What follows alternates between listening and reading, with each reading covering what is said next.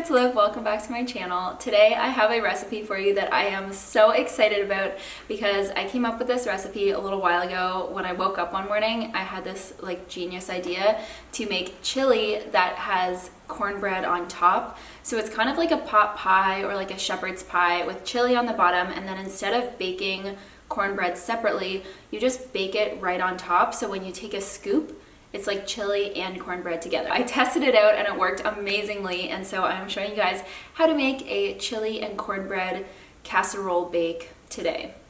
The title will have the actual name. I'm not sure what I'm calling it yet. This recipe is totally customizable. You can kind of add whatever beans you like. You can add whatever veggies you like. It's just a super simple, basic chili recipe. And then the cornbread recipe is the one that's already on my blog.